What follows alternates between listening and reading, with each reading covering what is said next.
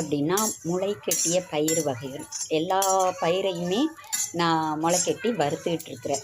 இதில் என்ன பயிரெல்லாம் சேர்ந்துருக்குன்னா பாசிப்பயிறு, உளுந்து, முழு உளுந்து, தட்டைப்பயிறு, கொண்டக்கடலை, இந்த மாதிரி என்னென்ன பயிர் வகைகள் இருக்கோ மொச்சை கூட போட்டுக்கிடலாம். உங்களுக்கு என்னென்ன பயிர் கிடைக்குதோ அது எல்லாமே முளை கட்டிட்டு நான் வறுத்துக்கிட்டு இருக்கிறேன். இது பார்த்திங்க அப்படின்னா திணை வகைகள், கம்பு, ராகி, வரகு, இந்த மாதிரி சிறுதானியங்கள் கேப்பை, இது எல்லாமே முளைகட்டி வறுத்து நான் பாத்திரத்தில் வச்சுருக்கிறேன். இது பார்த்திங்க அப்படின்னா நட்ஸு, எல்லா வகையான நட்ஸுமே நம்ம வச்சுக்கிடலாம். அதோட நான் விதைகளும் போட்டிருக்கிறேன். என்ன விதை போட்டிருக்கேன் அப்படின்னா பூசணி விதை, பாதாம், முந்திரி, அதுக்கப்புறவு பிஸ்தா போட்டிருக்கிறேன், முந்திரி போட்டிருக்கிறேன், பாதாம் பருப்பு போட்டிருக்கேன், அக்ரூட் பருப்பு போட்டிருக்கிறேன். இது எல்லாமே சட்டியில் போட்டு வறுக்கிறேன். சூரியகாந்தி விதையும் போட்டிருக்கிறேன். அதையும் போட்டு கொஞ்சம் லைட்டாக ஒரு பொன்னிறமாக வர்ற அளவுக்கு வறுத்தா போதும். அதில் ஈரப்பதம் இருக்கக்கூடாது, அதுக்காக வேண்டி தான் இதெல்லாம் வறுக்குது. இதில் ஆலிவ் விதை போட்டிருக்கேன். ஒரு 2 சுண்டு சுக்கு போட்டிருக்கேன். அதுக்குற ஒரே ஒரு சின்ன பீஸ் மஞ்சள் போட்டிருக்கேன். தொண்டு, மிளகு, அப்புறம் ஏலக்காய் நான் இந்த ஏலக்காய் வாங்கியிருக்கிறேன். இந்த ஏலக்காய் அதை உடச்சி அதில் உள்ள விதையை மட்டும்தான் போடணும். அதை உடச்சிட்டு அந்த விதையை பார்த்திங்க அப்படின்னா இதை உடச்சி அந்த விதையை போட்டு கொஞ்சம் வறுத்துக்கிடணும். ஏலக்காய், கருங்குருவையும் இந்த சிகப்பரிசியும் சேர்த்து வறுத்துக்கிட்டு இருக்கிறேன். கழுவி காய வச்சுட்டு வறுக்கிறேன். நல்லா படப்படன்னு வெடிக்குது.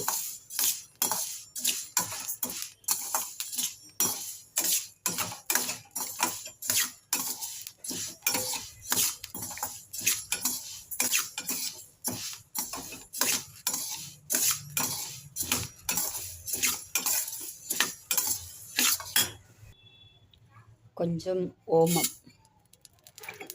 போடுறேன். ஓமம் போட்டு டக்குன்னு வறுபட்டுரும்.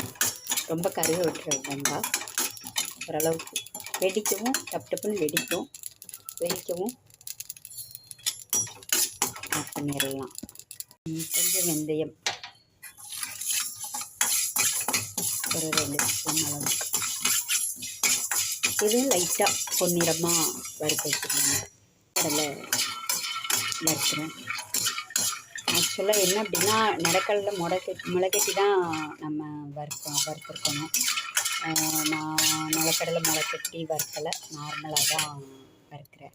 பச்சை கடலை வாங்கி வறுத்துக்கிடுறேன். ஆல்ரெடி கொண்டக்கடலை போட்டிருக்கிறேன். ஆனால் அந்த பொட்டுக்கடலை போடுறது அது ஒரு ஃப்ளேவராக நல்லாயிருக்கும். அதுக்காக வேண்டி நான் கொஞ்சமாக பொட்டுக்கடலையும் போடுறேன். கொண்டக்கடலையிலேருந்து வர்றது தான் நமக்கு பொட்டுக்கடலை. இதையும் லைட்டாக ரோஸ்ட் பண்ணிவிட்டு போட்டுக்கிடலாம்.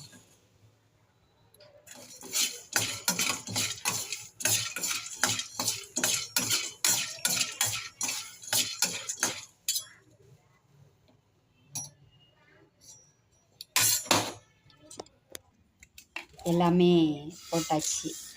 போட்டு கிட்டத்தட்ட ஒரு 2 கிலோவுக்கு மேலேயே இருக்குது நம்மளுடைய சத்து மாவு.